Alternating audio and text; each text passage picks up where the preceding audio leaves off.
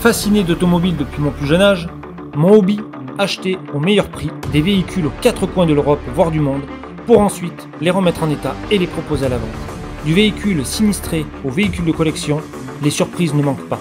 Le plus compliqué, respecter le budget et tenir les délais.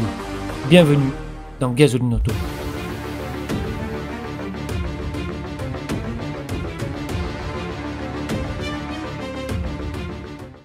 Bonjour et bienvenue sur Gasoline Auto. Bon, alors oui, je me suis blessé au doigt. Vous avez les images qui défilent au bas de l'écran. Tout simplement, bêtement, j'ai fermé la porte latérale de mon berlingot sur mon doigt et j'ai retrouvé donc mon doigt coincé entre les deux portes du berlingot côté gauche, donc entre la porte chauffeur et la porte arrière latérale.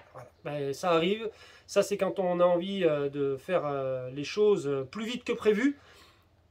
Forcément derrière, des fois il arrive des imprévus. Donc voilà, aujourd'hui petite vidéo sur, franchement vraiment soft la vidéo, mais je pense qu'il suscite pas mal d'intérêt chez beaucoup de personnes. Qu'est-ce qu'un airbag? À quoi ça sert? Et comment ça fonctionne? Donc déjà, en premier lieu, on va regarder la composition de l'airbag, comment c'est fait réellement.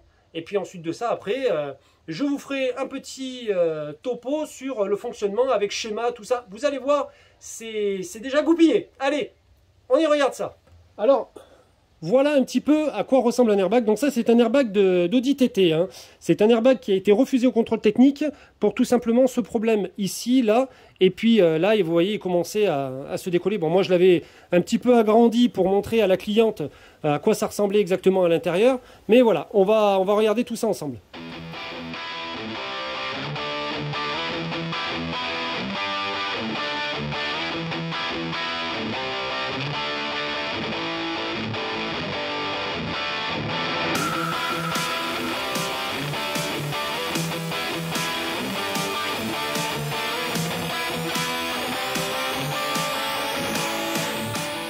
Alors, comme vous voyez, j'ai fait sauter ici donc les rivets qui tiennent le couvercle de l'airbag. Et puis maintenant, je vais procéder tout simplement à l'extraction du couvercle.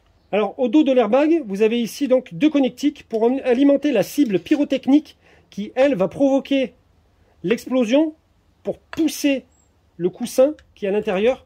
Et ensuite de ça, le coussin, avec la force de la propulsion qu'il aura eu, va découper ici le couvercle et ensuite de ça sortir pour pouvoir amortir le choc de la tête du conducteur pendant le sinistre.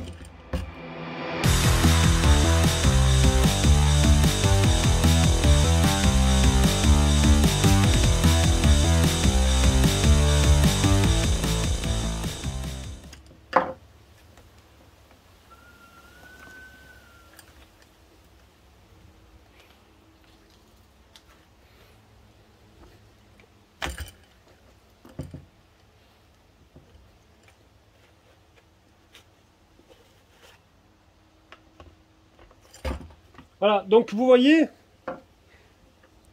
ici, il est déjà donc prédécoupé, le couvercle de l'airbag, pour qu'en cas de choc, le coussin pousse, découpe, sorte à travers, pour pouvoir amortir, comme je vous ai dit, la tête du conducteur.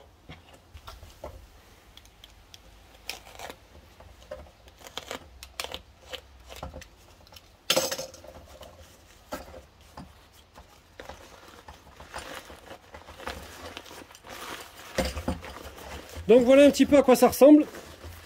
C'est ni plus ni moins qu'un coussin, hein. Je pense que vous en avez déjà peut-être vu qui était déjà déployé.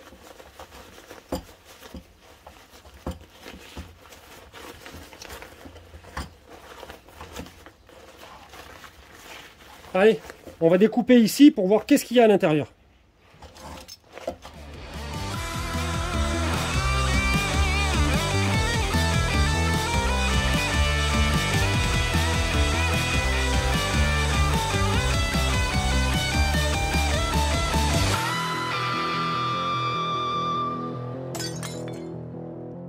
Donc là, vous avez la sangle de retenue pour que le coussin ne se déploie pas à une très très grosse, un très très gros volume. Voilà, il y a un volume qui est donné, c'est vraiment, vous voyez, c'est vraiment bien calculé hein, quand même. Hein.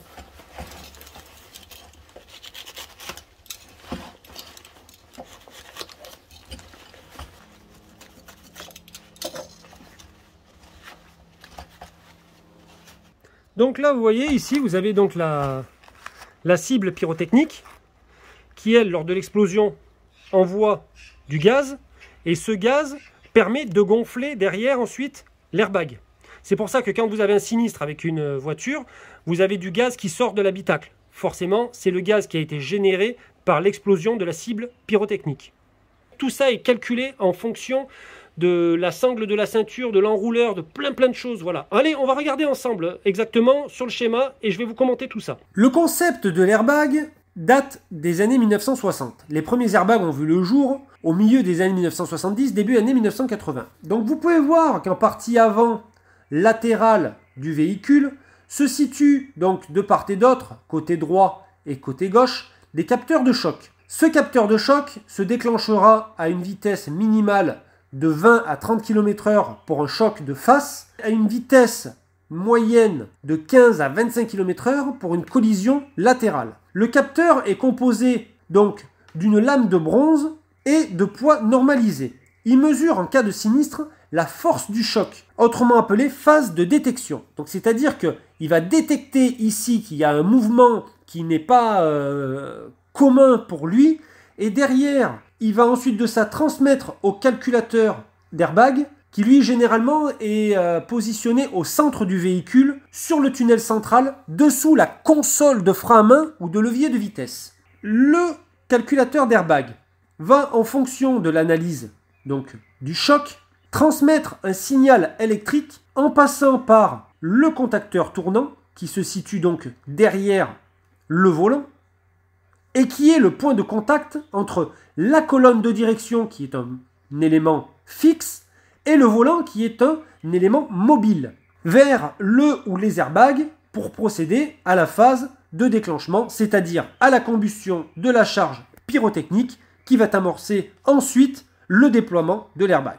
Donc, il faut savoir que lorsque vous avez un sinistre, maintenant, on a la possibilité, pour réduire le coût du sinistre, soit de remplacer le calculateur d'airbag par un modèle occasion, mais généralement maintenant on procède surtout à la reprogrammation de ce calculateur d'airbag, et c'est approuvé par les compagnies d'assurance et par les experts automobiles. Parce que tout simplement c'est pour réduire le coût du sinistre. Le professionnel qui va reprogrammer le calculateur va le brancher sur son ordinateur à un logiciel qui va lui permettre de pouvoir rentrer dans la mémoire du calculateur pour pouvoir effacer les mémoires crash, donc 1, 2, 3 mémoires crash, voire peut-être même plus, suivant le nombre d'airbags que vous avez. Lorsque la décharge électrique est envoyée à l'airbag par le calculateur d'airbag, les cosses derrière l'airbag là,